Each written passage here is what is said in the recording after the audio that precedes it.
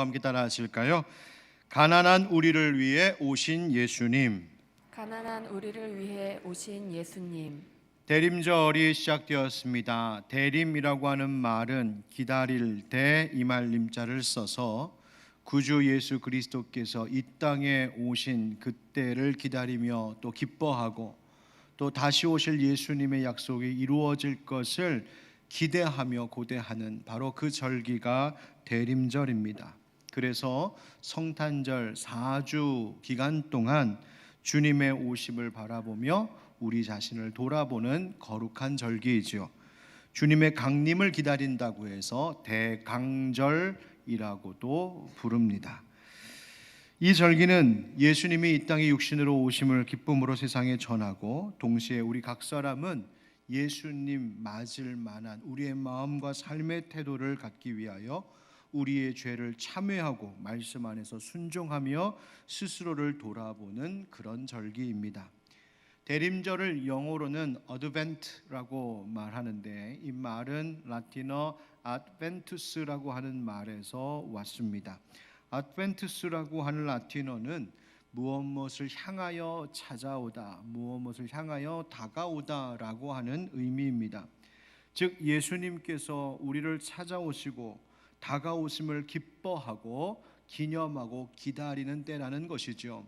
그런데 이 용어를 가만히 묵상해 보면 주님께서 우리를 위하여 찾아오실 때에 우리는 그런 가만히 있을 것인가? 아니다. 우리도 이 절기에 주님 앞에, 주님 태어나신 그 말구유 앞에 한 걸음 한 걸음 더 가까이 나아가 우리 예수님 오실 날을 기다리며 준비하는 때다라는 것을 의미하기도 하는 것이 바로 아드벤투스, 바로 대림절의 의미입니다. 이때가 되면 교회에서만 아니라 일반 세상에서도 이쪽에 달려있는 것과 같이 나뭇가지로 엮어 만든 둥근 장식을 답니다. 이것을 대림환이라고 부르는데요, 그 유래가 뭔가 살펴보면 아주 옛날 게르만족이 이제 12월이 되면은 해가 짧아지고 날씨가 추운 겨울이 되지 않습니까? 그래서 그 추위에 바로 몸을 녹이기 위하여 푸른 상록수 나뭇가지들을 모아다가 모닥불을 만들고 그것을 피워 몸을 덮이는 그런 전통이 있었다는 거예요. 그래서 이 춥고 긴 겨울밤 따뜻하게 보내기를 위하여, 또 따뜻한 봄이 빨리 오기를 위하는 마음으로 그냥 작게 모닥불 피우는 것이 아니라 크게 둥근 모양으로 모닥불을 폈던 것이, 그렇게 그 모양이 이제 기독교 문화와 접목이 되어서 기독교에서는 대림환을, 동그란 모양의 이 장식을 만들게 되었다라고 하는 이야기가 있습니다. 거기에 네 개의 초를, 여기 앞에 보시는 것 같은 네 개의 초를 또 기념하여 상징으로 삼는데, 바로 이 땅에 참 빛으로 오신 예수님을 의미하는 것이죠. 오늘은 대림절 첫 번째 주일이어서 하나만 밝혔지만 이제 줄을 거듭해 갈수록 불을 하나씩 늘려 밝힘으로 주님의 우리를 찾아오심이 가까이 점점 다가오고 있음을 표현하고 있는 겁니다. 여러분, 대림환은 저렇게 둥근 모양입니다. 둥근 원은 시작과 끝이 분리된 직선이 아니어서 그 끝이 없이 계속 연결된 형태를 보여주고 있지요. 우리가 결혼식 때 둥근 모양의 결혼 반지를 서로 나누어 끼며 사랑을 서약하는 것도 그 의미입니다. 그 둥근 원의 끝이 없는 것처럼 내가 당신을 사랑하는 것도 끝없는 영원한 사랑일 겁니다 라고 고백하며 끼워주는 것이죠. 그땐 그럴 줄 알았는데, 그러면서 말이죠. 그런데 바로 그 영원함을 이야기하는 것이 둥근 모양입니다. 바로 이 하나님께서 영원하신 하나님, 영원히 변치 않으신 하나님을 의미하는 것입니다. 또 이 상록수의 푸르름처럼 하나님께서 우리 예수 그리스도를 통하여 우리에게 부어주시는 그 생명을 상징하기도 하는 것이죠. 이처럼 교회는 절기를 지키고 또 이런 상징물을 통하여서 예수 그리스도께서 이 땅에 우리를 위하여 오심을 기뻐합니다. 그런데 여러분, 생각해 보면 여러 의미와 아름다운 장식을 해놓는 것도 물론 좋은 것이지만 그것만으로 충분하지는 않습니다.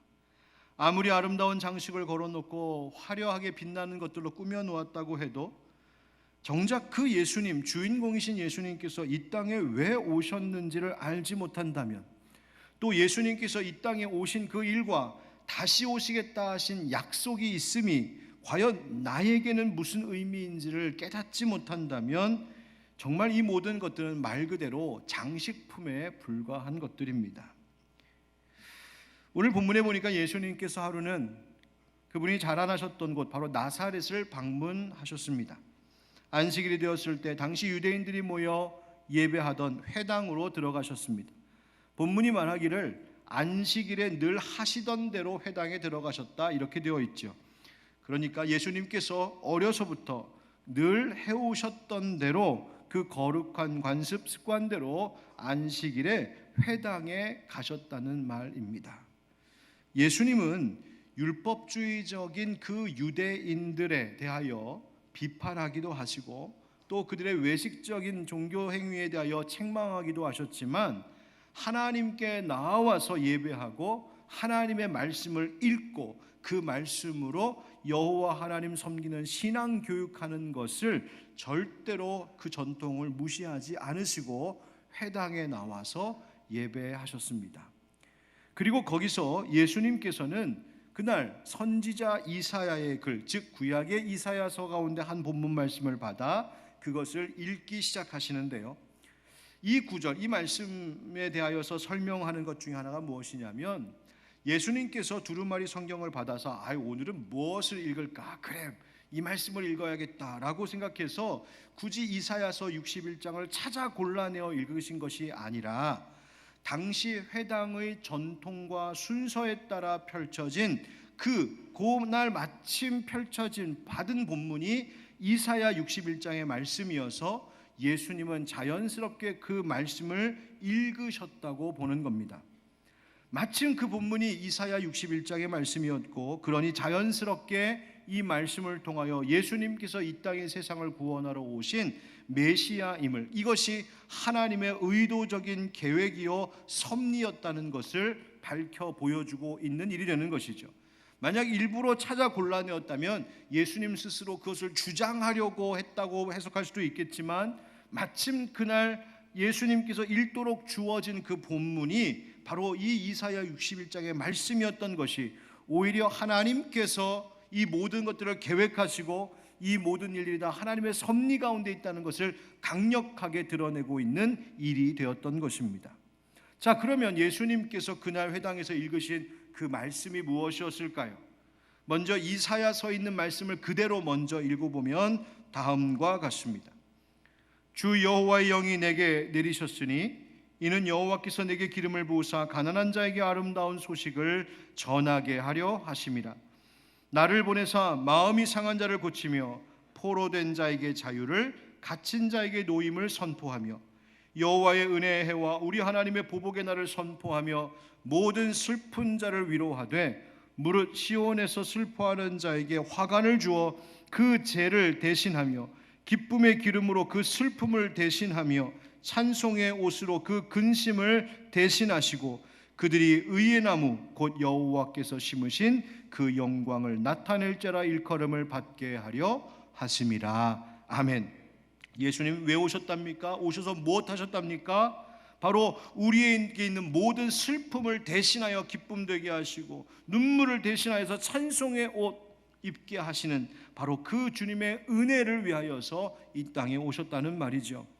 그런데 바로 이 1장의 말씀, 바로 1절의 말씀, 여호와께서 내게 기름 부으사 가난한 자에게 아름다운 소식을 전하게 하려 하심이라, 이 말씀이 바로 누가복음에서는 이렇게 읽혀지고 있는 것이죠. 누가복음 4장 18절에 주의 성령이 내게 임하셨으니 이는 가난한 자에게, 누구에게? 가난한 자에게 복음을 전하게 하시려고 보내셨다. 예수님은 바로 이 이사야 61장 1절의 말씀을 그대로 읽으시면서 그가 이 땅에 오신 이유가 바로 이것을 통하여 밝혀줬노라고 누가는 우리에게 지금 전해주고 있는 겁니다. 여러분, 이 말씀에서 우리가 주목할 것은 예수님이 이 땅에, 이 세상에서 살아가고 있는 사람들, 바로 우리들을 위하여 이 땅에 예수님이 오셨다는 것입니다. 하늘의 영광스러운 보좌에 계셨던 예수님께서 그저 천국 생활이 너무 지루해서 어디 밑에 인간 세상은 어떻게 사나 단순한 호기심에 오셨다는 것이 아닙니다. 잠시 놀러 오시듯 그렇게 자기 즐거움과 자기 만족을 위해서 오신 것이 아니랍니다. 주님의 오심, 주님의 강림은 다름이 아닌 바로 우리를 위한 내려오심이었다는 것입니다. 누구를 위한? 아니요, 나를 위한. 따라합시다. 예수님은 나를 위해 오셨습니다. 우리 옆에 계신 분들에도 이렇게 인사하실까요? 예수님은 당신을 위해 오셨습니다. 시작. 예수님은 당신 위해 오셨습니다. 아멘, 아멘. 믿으십니까? 아멘. 여러분, 예수님의 목적이 바로 여기에 있었습니다. 다른 누구도 아닌 바로 나를 위해, 바로 너를 위해, 바로 우리를 위하여 오셨다는 것, 바로 이것을 믿고 받아들임이 바로 신앙입니다. 말 그대로 이 대림절이란 나를 위한, 나를 위하여 나와 상관 있는 날이었음을 고백하는 것이죠. 그러니 이 대림절과 다가올 성탄의 절기를 올바르게 보낸다는 것은 이 모든 날들이 나를 위하여 하나님이 준비하신 귀한 날들임을 기억하며 보내는 것입니다.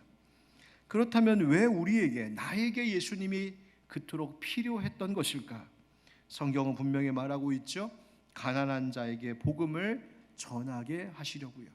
이사야서의 말씀을 그대로 인용하자면 가난한 자에게 아름다운 소식을 전하시려고요 이 땅에 오셨답니다.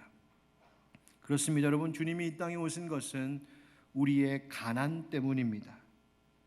이 말씀을 듣는 여러분 가운데는 그렇지, 내가 참 가난하네, 나를 위해 오셨구나 라고 느끼는 분도 계시겠지만, 혹 어떤 분들은 내가 뭐 그렇게까지 가난한 것 같지는 않은데 하시는 분도 계실 겁니다. 만약 그러면 나랑은 상관없는 예수님이시란 말입니까? 성경이 말하고 있는 가난은 과연 무엇을 말하는 것이고, 그럼 나와는 어떤 관계가 있는 것일까? 오늘 말씀을 통하여 주님의 음성을 듣기를 원합니다. 한번 따라 하실까요? 마음이 가난한 우리를 위해. 마음이 가난한 우리를 위해. 여러분, 요즘 미스터 에브리띵이라고 하는 이름을 들어보셨습니까?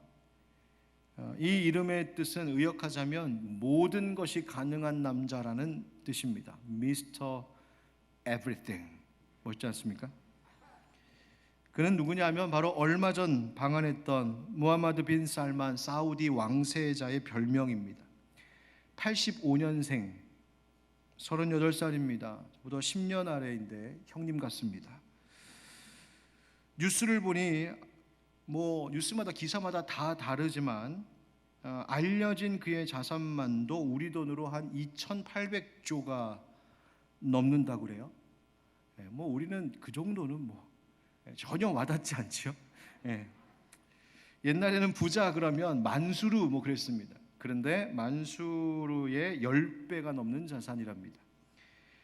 이 돈이 얼마나 큰 돈인지 어떤 사람이 인터넷에 계산을 이렇게 했더군요. 2,800조가 얼마나 많은 돈이냐면, 이 돈을 은행에 넣어놓으면 연이자 3%로만 계산해도, 요즘 이자가 올라서 더 하겠지만 연이자 3%로만 계산해도 하루의 이자가 2,333억, 1시간에 97억, 1초에 260만 원 정도가 그냥 앉아서 숨만 쉬면 들어온답니다.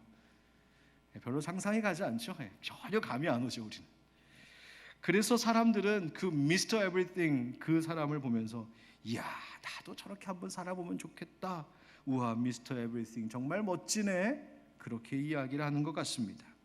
그런데 여러분, 우리 믿는 그리스도인들은 이러한 일들에 있어서도 다른 관점으로 볼 수 있어야 하지 않을까요? 성경은 그가 가진 부요함이 진정한 부요함은 아니라고 말해주고 있습니다. 그것이 절대로 우리를 만족하게 하는 것이 아니라고 말합니다. 아무리 돈이 많아도 그것이 내 영혼을 살릴 힘이 될 수는 없노라고 말씀하십니다. 천국은 돈으로 입장권 사서 들어가는 곳이 아니기 때문입니다. 천국의 평안과 기쁨은 돈으로 얻을 수 있는 것이 아니기 때문입니다. 도리어 주님은 우리에게 가르쳐 주시기를 천국은 가난한 자들을 위한 것이라고 말씀하고 있습니다. 그래서 예수님은 그 가난한 자들을 위해서 오셨답니다. 이사야 선지자가 말했던 이 가난이라고 하는 말, 히브리어로 아나윈이라고 하는 말인데, 이 말은 여러 의미들을 내포하고 있습니다. 물론 경제적으로, 물질적으로 빈곤한 가난을 의미하기도 합니다. 그러나 그것만이 아니라 사회적으로 힘없는 약자가 어떤 힘에 의하여서, 강한 자에 의하여서 억울하게 당하는 일들, 그 억압을 당했을 때의 그 비참한 마음을 의미하기도 합니다. 또 마음에 누군가를 의지하지 않고서는 도무지 살 수 없을 만큼 삶이 곤고한 자, 가련한 자를 두고도 이야기하는 것이 바로 이 아나윈이라고 하는 말로 표현되는 사람들입니다. 그래서 마태복음의 이 산상수훈에서 예수님 하신 말씀을 보면 이렇습니다. 마태복음 5장 3절 우리 함께 읽읍시다. 시작. 심령이 가난한 자는 복이 있나니 천국이 그들의 것이니요. 무엇이 가난한 자가 복이 있다고요? 심령이 가난한 자가 복이 있다고요. 어떤 사람입니까? 세상에서 모든 소망을 잃은 사람들입니다. 세상에서 기대했던 모든 희망이 다 꺾인 사람들입니다. 오직 하나님밖에는 바라볼 수 없는 그 심령, 하나님 의지하지 않고는 단 하루도 견디지도 버틸 수도 없는 그 심령을 말합니다. 자기의 모든 것을 내려놓은 그 마음, 자기가 가졌던 모든 것들을 내려놓을 수밖에 없게 된 그 형편의 마음을 심령이 가난하다고 말하고 있는 겁니다. 정말로 우리의 삶 속에 그럴 수밖에 없는 현실들이 있습니다. 몸이 병들고 죽어갈 때에 다 내려놓을 수밖에 없습니다. 가정이나 자녀에게나 일터에나 어떤 큰 어려움이 닥쳤을 때에, 혹은 사회적으로 너무나 어려운 일들을 겪었을 때에, 그렇습니다. 내가 기대하고 내가 소망 두었던 모든 것들을 다 내려놓을 수밖에 없을 때가 있습니다. 그래서 그런 고통으로 인하여서 나를 내려놓고 나를 비우고, 하나님, 내가 두 손 다 들었습니다. 오직 하나님밖에 내가 의지할 분이 없습니다. 하나님 피난처밖에 내가 갈 곳이 없습니다. 바로 그 마음으로 살아가는 자들을 성경은 심령이 가난한 자들이라고 말하고 있고, 바로 그런 자들에게 예수님은 천국을 약속하셨습니다. 세상에 어떤 사람들은 한 번뿐인 인생, 나도 뭐 미스터 에브리띵 만큼은 아니더라도 어디 한번 돈 좀 벌어보자 하면서 온갖 수단과 방법을 가리지 않고 세상 성공 위하여서 몸부림치며 애쓰며 살지만, 그것을 이루었다 해서 그것이 우리를 행복하게, 우리를 구원하는 것은 절대 아니라고 성경이 말하고 있습니다. 오직 하나님께서 채워주실 그 부요함, 하나님께서 어루만져 주시는 그 사랑, 하나님께서 공급하시고 베풀어 주시는 그 위로만을 바라보고 거기에만 의지하며 매달려 살아가는 사람들, 그렇게 가난한 마음으로 사는 자들에게 바로 주님은 천국을 약속하셨습니다. 예수님께서 바로 그와 같은 자들 위해 오셨다는 것이죠. 여러분, 묻겠습니다. 여러분의 마음은 지금 어떠십니까? 여러분의 마음, 여러분의 생각, 그리고 여러분의 일상생활은 지금 무엇으로 가득 차 있습니까? 혹시 내 생각과 내 주장과 내 고집으로만 내 마음이 가득 차 있지는 않으십니까? 내 꿈과 내가 이루고 싶은 소원과 내가 만든 계획들로 여러분의 생각이 그냥 가득 차 있지는 않습니까?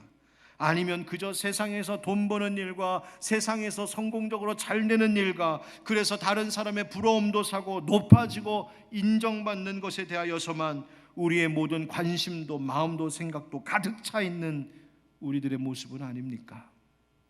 여러분, 잊지 마십시오. 내 마음이 나 자신과 세상의 그 어떤 허탄한 것으로 가득 차 있을 때 우리는 절대로 예수님을 볼 수 없습니다. 예수님이 오신 곳은 화려하게 빛나는 금은보화로 가득 차 있던 궁궐의 침실안이 아니라 썰렁하게 텅 비어 있던 말구유였다는 사실을 여러분 잊지 말아야 합니다. 회중교회의 목사님 중에 한 분이셨던 헨리 워드 비처라고 하는 분이 이런 말을 남기셨더군요. 이 세상에서 우리를 부자로 만들어주는 것은 우리가 취하는 어떤 것이 아니라 우리가 포기하는 것입니다. 내가 부자가 되기 위하여서 거머쥐고 움켜쥐고 있었던 그것이 나를 절대로 부자로 만들어주지 못한다. 오히려 그것도 아니 있는 것마저도 내려놓고 버리며 포기할 때 그것이 비로소 나를 진짜 부자 되게 하는 것이라고 말하는 겁니다. 여러분의 마음은 무엇으로 가득 채워져 있습니까? 혹시 여러분 지금 마음이 상해 계신 분 계십니까? 마음이 너무 아프고 병들고 마음이 지쳐 계신 분 계십니까? 바로 그런 당신을 위하여 하나님이 보내신 분이 바로 우리 구주 예수 그리스도이신 줄 믿습니다. 받은 상처가 너무 크고 견디지 못할 마음의 아픔을 겪고 계신 분이 혹시 계시다면, 그래서 저 깊은 곳에서 신음하며 하나님, 그렇습니다, 하나님밖에 바라볼 이가 없습니다, 내가 하나님밖에 의지할 분이 없습니다라는 그 고백이 터져 나온다면, 지금은 불행한 시간이 아니라 오히려 예수님을 만날 수 있는 최고의 적기임을 여러분 꼭 기억하시기 바랍니다. 왜? 바로 당신이 천국을 약속받은 심령이 가난한 자이기 때문입니다. 여러분, 상한 마음, 비워진 마음, 겸손한 마음을 도리어 풍성하게 하시는 분, 바로 그 예수님이 오늘 마음이 가난한 자들과 함께 하심을 꼭 믿으시길 바랍니다. 그래서 화려한 장식품에 불과한 그런 신앙이 아니라 나의 가난한 심령 가운데 함께 하시는 우리 주님과 더불어 함께 살아가는 그 천국의 기쁨을 누리는 우리 모두가 되기를 주 예수 그리스도의 이름으로 축원드립니다. 다음 따라하겠습니다. 물질이 가난한 우리를 위해. 물질이 가난한 우리를 위해. 앞에 말씀을 들으면서 혹시 이런 생각하시는 분 없으신지 모르겠습니다. 맞아요, 목사님, 마음이 가난한 자, 그렇게 가난한 자에게 예수님 찾아오시지요. 그런데요, 목사님, 그래도 돈 좀 있었으면 좋겠어요. 미스터 에브리싱만큼 그런 돈 아닙니다. 그저 살아갈 수 있을 만큼, 우리 가족 먹고 살 수 있을 만큼, 그저 나이 많으신 부모님 잘 모시고 토끼 같은 자식들 잘 교육시킬 수 있을 만큼, 오순도순 그저 돈 걱정 없이 살 날이 내 인생 가운데 한 번쯤은 오면 좋겠다 싶은 마음으로 살아가는 분들도 계실 겁니다. 그만큼 우리가 사는 생활이라는 것이 물질과 전혀 무관할 수 없고, 이 육신을 입고 사는 삶 동안 우리는 이 필요한 물질에 대하여서 때로는 근심하고 그것을 얻기 위하여 땀 흘려 수고하며 살아가야 하는 사람들입니다. 그렇다면 가난한 자들을 위해서 예수님 오셨다. 예수님은 심령, 마음이 가난한 사람들을 위해서 오신 것이구나. 그럼 물질의 가난함에 있어서는 주님은 별로 관심이 없으신 걸까? 여러분, 그렇게 생각하실 이유가 없습니다. 그렇지 않습니다. 이사야 선지자가 말한 그 히브리어 아나임이라고 하는 말, 가난이라고 하는 말 속에는 그 앞서 말한 이 내적인 내면의 가난함을 말할 뿐만 아니라 분명히 실제적인 삶의 그 물질적인 빈곤으로 겪는 가난의 문제도 포함하고 있는 의미입니다. 즉, 가난한 사람, 없는 사람 위하여 예수님 오셨다는 겁니다. 여러분, 마태복음에는 산상수훈이 있죠. 그런데 누가복음에는 평지설교가 있습니다. 그래서 누가복음 6장에 보면 복과 화에 대하여서 말씀하시는 것인데, 동일한 말씀이 누가복음에는 이렇게 기록되어 있습니다. 누가복음 6장 말씀에 예수께서 눈을 들어 제자들을 보시고 이르시되 너희 가난한 자는 복이 있나니 하나님의 나라가 너희 것이며, 지금 줄인 자는 복이 있나니 너희가 배부름을 얻을 것이며, 지금 우는 자는 복이 있나니 너희가 웃을 것이며. 아멘. 여러분, 마태복음 산상수훈과는 달리 이 누가복음 6장 20절에서는 심령이라는 말이 빠졌습니다. 그 심령이 가난한 자라고 하지 않고 그냥 가난한 자라고 말하고 있습니다. 이것은 예수님께서 내적인 마음의 가난함뿐만 아니라 물질의 빈곤함, 없는 자들을 위하여서도 오신 분임을 누가는 우리에게 밝혀주고 있는 본문입니다. 그 가난한 자들이 어떤 사람들입니까? 누군가가 곁에서 도와주지 않으면 굶주릴 수밖에 없는 사람들입니다. 누군가가 세워주고 붙잡아주지 않으면 자립할 수 없는 사람들입니다. 오늘 당장 먹고 사는 문제 때문에 다른 것은 생각도 못하고 어떤 미래의 희망도 계획할 수 없는 그런 사람들 말입니다. 한국 노인 10분 중에 4명이 빈곤을 겪고 있다라고 하는 신문기사를 보았습니다. 너무 깜짝 놀랐습니다. 한국의 노인 빈곤율이 OECD 회원국 중에 최고 수준이라고 하더군요. 소득의 불평등으로 인하여서 빈익빈 부익부 현상이 가중되고 있는 사회 문제는 어제 오늘의 이야기가 아닙니다. 국가에서 경제적인 어려움 속에 있는 분들을 위하여서 복지 정책도 열심히 만들고 펼쳐나가고 있지만 여전히 이 사회에는 사각지대가 있습니다. 빈곤의 문제로 견디고 버티다 못해서 스스로 온 가족의 목숨을 끊는 일들이 여전히 일어나고 있는 사회가 바로 우리가 살고 있는 이 사회입니다. 우리 옛말에 가난은 나라님도 어떻게 하지 못한다는 말이 있지만 여러분, 국가가, 한 나라가 이 일을 제대로 하지 못한다면 어찌 되겠습니까? 이 나라가 백성들 살 수 있는 길 만들어 가야 되지 않겠습니까? 여러분, 우리나라만 문제가 아닙니다. 먹을 것이 남아 음식 쓰레기로 버리는 것이 한가득인 그런 도시가 있는가 하면 세계 곳곳에는 여전히, 특별히 아프리카 같은 지역에는 기아와 빈곤의 문제가 아직도 해결되지 않은 그런 똑같은 현실을 똑같은 하늘 아래에서 공존하며 살아가고 있는 것이 우리들입니다. 이처럼 지금 우리 사회에서도 물질적 가난이 가져오는 고통이 얼마나 큰 것인지를 보고 있습니다. 그런 자들에 대하여 예수님은 어떤 분이실까요? 예수님은 바로 이 가난한 자들, 없는 자들의 친구라고 말씀하십니다. 예수님이 없는 자들의 공급자라고 말씀하십니다.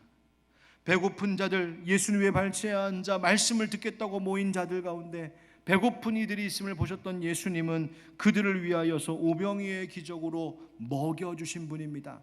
야, 말씀만 들어, 말씀이면 됐지라고 하지 않으셨습니다. 떡과 물고기로 먹여주신 예수님이셨습니다. 제자들의 배고픔을 아시고 먹을 것을 구해오자 하셨던 분이십니다. 가난한 과부의 헌신을 칭찬하실 때 그 과부의 가난함이 어떠한지를 눈여겨보셨던 예수님이십니다.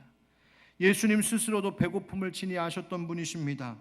십자가 지시기 전 예수님께서 제자들에게 유월절 식탁으로 친히 먹여주셨고 부활하신 후에도 제자들을 위해 갈릴리 해변에서 먹을 아침 식사를 준비해 주셨던 예수님, 그 아침 메뉴는 구운 빵과 생선 바베큐 조식 뷔페였답니다.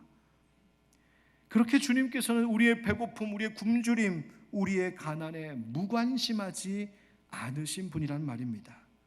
없는 자를 채워주시고 줄인 자를 먹여주시는 분, 그러실 수 있는 분, 만유의 주인 되신 부요하신 분이 우리 주 하나님이신 줄 믿습니다. 여러분, 맞습니다. 기복주의 신앙은 경계해야 될 것입니다. 우리는 물질적으로 부자 되는 것이 목적이어서 예수 믿는 건 아닙니다.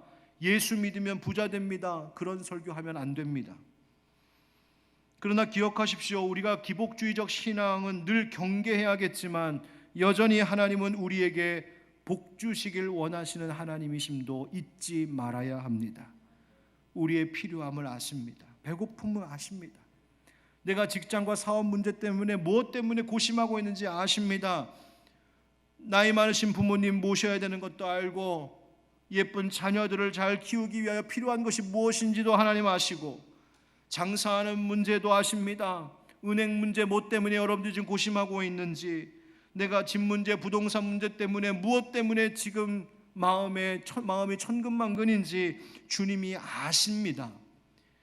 우리 주님이 그러한 모든 것들과 나는 상관없어, 나는 말씀이 중요해만 이야기하시는 분이 아니랍니다. 이 모든 것에 관심 가지시고 이 모든 것을 돕기를 원하시는 분이 우리를 먹이시는 하나님이십니다. 그러니 여러분, 믿음으로 구하십시오. 이런 걸 하나님 앞에 구해야 될까? 여러분, 그러지 마시고 담대하게 그리고 정직하게 나의 없음을 하나님 앞에 쏟아놓고 하나님 채워주십시오. 하나님 공급해 주십시오. 하나님으로만 살 수 있는 나입니다. 고백하며 구하는 여러분 되기를 축복합니다. 배고픈 자식을 그냥 버려두는 부모가 어디 있겠습니까? 자기의 살을 베어서라도 먹이고자 하는 것이 부모의 마음인데 육신의 부모는 자식을 버릴지라도 하나님은 절대로 버리시지 않는다고 말씀하셨습니다.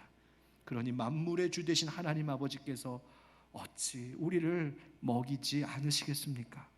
다만 모든 것의 주인이 하나님이심을 기억해야 됩니다. 다만 하나님의 것을 나의 것으로 도적질하지 않는 정직함 가지셔야 합니다. 다만 욕심과 악한 목적으로 물질을 구하셔서는 안 됩니다. 다만 물질의 탐심으로 그 돈이 물질이 나의 우상되어서는 안 됩니다. 다만 내게 주신 그것으로 하나님의 나라와 의를 위하여서 선하게 쓰는 도구 삼기를 원합니다. 결단하고 그렇게 사용하셔야 합니다. 하나님과 그 목적을 같이 하는 자들에게, 그리고 믿음으로 필요한 것들을 구하는 우리에게 부요하신 주께서 채우시고 공급해 주실 줄 믿습니다. 그러니 따라합시다. 가난한 우리를 부요케 하시기 위해, 가난한 우리를 부유케 하시기 위해 예수님은 하늘의 그 모든 부요함을 버리시고 비천한 인간의 몸으로 이 땅에 오셨습니다. 자신을 낮추고 종의 형체로 오셔서 십자가에 죽으시기까지 복종했노라고 빌립보서는 말하고 있죠. 사도 바울은 오늘 본문 가운데 하나인 고린도후서 8장 9절 말씀에서 예수님이 이 땅에 오셔서 우리에게 베푸신 은혜의 의미를 이렇게 설명해 주었습니다. 우리 주 예수 그리스도의 은혜를 너희가 알거니와 부요하신 이로써 너희를 위하여 가난하게 되심은 그의 가난함으로 말미암아 너희를 부요하게 하려 하심이라. 아멘. 여러분, 하나님께서 우리에게 원하시고 우리에게 주고자 하심은 가난함이 아니라 부요하심이라고 분명히 말씀해 주고 있습니다. 그런데 그 우리의 부요함을 위하여 주님이 친히 가난하게 되셨습니다. 예수님이 하늘 보좌에서 누리셨던 부요는 이 세상의 부요와는 비교도 할 수 없는 절대적인 부요하심이었습니다. 그런데 그 예수님이 그 모든 것을 다 내려놓고 세상 어느 누구와도 비교할 수 없는 가장 낮고 천한 자리로 그 절대적인 가난으로 오셨습니다. 왜 그러셨습니까? 왜 그 모든 부요함을 내려놓고 친히 스스로 가난하게 되셨습니까? 성경은 분명히 얘기합니다. 그 이유는 다름이 아닌 너희를 위하여서라고요. 누구를 위하여? 아니라고요. 나를 위하여라고요. 나를 위하여. 이것이 예수님께서 이 땅에 오신 목적이었습니다. 그리고 그 목적을 함께 이루어 가도록 세우신 곳이 바로 교회입니다.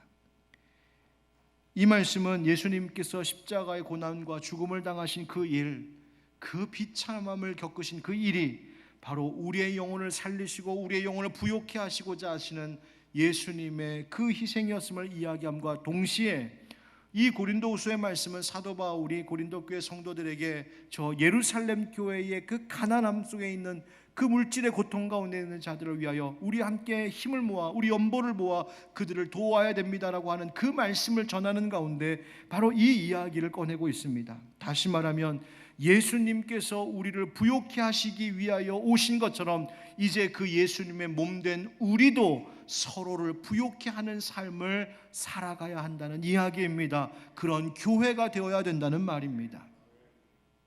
여러분, 얼마 전 우리 부교육자들이 내년에 우리 하늘빛 광성교회 녹색운동, 친환경운동 이러한 일을 어떻게 하면 조금 더 구체적으로 실천할 수 있을까 조사하다가 그 일을 먼저 앞서 참 잘하고 있는 한 근방의 교회를 방문하여 그곳에서 판매하고 있는 친환경 제품 몇 가지를 사다가 보여주었습니다. 그 중에 하나가 바로 여기 보이는 대나무 칫솔입니다. 오늘 팔러 나온 건 아니고요. 이 대나무 대입니다. 그래서 플라스틱으로 만든 거는 안 썩잖아요. 근데 이거는 썩는 대나무로 만든 칫솔이에요. 친환경 제품이죠. 제가 이것을 받아들고는 참 좋다. 근데 이것이 어느 회사에서 만든 걸까 이것저것 알아보다가 이 대나무 칫솔과 같은 것들이 그냥 환경을 위해서만 만들어진 것이 아님을 제가 보았습니다. 평범한 치과 의사였던 박근우라고 하는 분이 2015년 에티오피아에 의료봉사를 위해 방문했다가 거기서 이런 일을 겪었습니다. 아이들이 대나무 가방 또 대나무 바구니 같은 공예품을 열심히 만들어서 나와서 파는 거예요. 그래서 이거 사주면 애들이 좋았고 애들이 좋겠구나 싶어서 그거 사주려고 했더니 함께 나갔던 현지의 구호단체 직원이 사지 말라고 하더라는 겁니다. 왜 그렇습니까? 이것을 지금 사주는 것이 꼭 얘를 도와주는 게 아닙니다. 이거 자꾸 사주기만 하면 아이들이 학교에 가지 않고 자꾸 이 계속 공예품만 만들게 된다는 거예요. 충격을 받았답니다. 지금 당장 사주는 것만이 얘네들을 돕는 것이 아니라는 것을 깨달은 것이죠. 그럼 무엇을 해야 되는가? 근본적인 해결과 도움이 필요하다는 생각을 했고, 그래서 이 사회에 일자리가 생겨나고 이 사람들이, 이 가정들이, 부모가 아이들은 나가서 공부만 해도 될 만큼 그렇게 생활이 되는 것이 중요하겠다라고 하는 그 생각에 미치게 된 것이죠. 그래서 치과 의사였던 이분이 대나무 칫솔을 만들기 시작합니다. 가난한 개발도상국의 대나무를 수입해다가 그것으로 친환경 칫솔을 만들고 거기에는 일자리도 만들게 된 것이죠. 다시 말하면 환경도 살리고 사람도 살리는 사업을 시작한 것이었습니다. 그 회사의 이름, 제가 오늘 장사하려고 홍보하려고 나온 거 아니니까 오해하지 마십시오. 그 회사의 이름이 닥터 노아라고 하는 이름인데, 그 이름을 보고 제 생각에는 아마 이분도 예수 믿는 그리스도인이 아니겠나 생각해 봤습니다. 아무튼 한 사람의 가난한 자들을 향한 그 마음과 그가 품은 그 작은 꿈, 그러나 그 가난한 자들을 위한 꿈과 도전이 새로운 일들을 만들어내면서 사람도 살리고 환경도 살리는 일들이 시작되었다는 것이죠. 여러분, 우리 그리스도인들이, 우리 하늘빛 광성교회의 성도들 한 분 한 분이 그렇게 그 한 사람이라도 누군가 가난한 자를 위하여, 그가 마음이 가난한 자이든 그가 물질적으로 가난한 자이든 그 가난한 자를 향하여서 예수님의 마음을 갖고 다가간다면, 예수님께서 우리를 향하여 다가오신 어드벤투스 하신 것처럼 우리도 그 누군가에게 그 작은 헌신을 가지고 어드벤투스 다가간다면 바로 그것으로 세상이 얼마나 달라질 수 있겠습니까? 이것이 교회의 할 일 아니겠는지요? 하나님께서 은혜 주셔서 올해 회기를 이제 이번 주로 마치게 됩니다. 지난 한 주 우리 하늘빛 광성교회 살림살이를 재정부와 함께 결산하면서 하나님 앞에 참 감사했습니다. 그렇게 어려운 시대라고 하는데도 하나님께서 정말 부어주시고, 또 우리 성도들 눈물과 땀으로 헌신한 그 귀한 예물들이 모여서 이렇게 필요한 것 채워주셨구나, 얼마나 감사했는지 하나님 앞에 영광, 여러분께 또한 감사를 드립니다. 그런데 그 결산을 쭉 하다가 제가 회개한 것이 하나 있습니다. 수입의 헌금 항목들을 쭉 보다 보니까 모든 것이 목표치를 다 도달했어요. 그런데 하나가 왕창 비는 항목이 하나 있는 것을 보았습니다. 아니, 왜 이것은 이렇게 부족하지? 하고 보았더니 다름이 아닌 그 내용이 긍휼에 대한 것이었습니다. 물론 여러분들이 선경금도 하십니다. 목적 헌금도 하셔서 어려운 분들을 도운 것을 잘 알고 있습니다. 그런데 저 스스로 회개한 겁니다.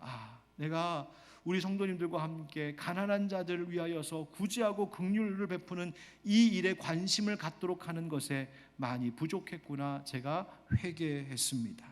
여러분, 우리 이제 새로운 회기를 곧 출발합니다. 또 내년을 준비하고 있습니다. 우리 각 사람의 작은 헌신과 그 가난한 자들을 향한 그 작은 헌신의 마음들이 모이고 모여서 그것이 예수님의 부요함이 저들 가운데 흘러가게 하는 일이 되고, 우리가 서로를 부욕케 하는 사역의 공동체가 될 수 있기를 예수 그리스도의 이름으로 축원드립니다. 여러분, 대림의 절기는 우리의 마음을 가난하게 비우는 것과 동시에 부요하게 하시는 예수님으로 우리를 채우고, 특별히 마음과 물질의 가난 고통 중에 있는 자들과 은혜를 나누며 서로를 부욕케 하는 절기 되어야 합니다. 추워지는 이 날씨 속에 바로 그와 같은 예수님의 따뜻한 사랑으로 더욱더 풍성해져가는 이 절기 누리시기를 예수 그리스도의 이름으로 축원드립니다. 아멘. 우리 함께 찬양하겠습니다. 거룩하신 하나님, 주께 감사드리세. 우리 함께 말씀을 기억하며 고백합니다.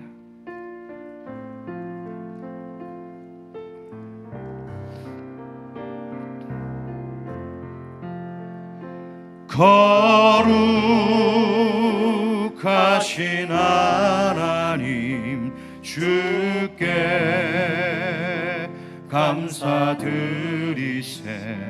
날 위해 이 땅에 오신 독생자 예수, 나의 맘과 뜻 다해 주를 사랑합니다. 날 위해 이 땅에 오신 독생자 예수 내가 약할 때 강함 주고 가난할 때 우리를 부욕해 하신 나의 주 감사 내가 약할 때 강함 주고 가난할 때 우리를 부욕해 하신 나의 주 감사 기도하겠습니다.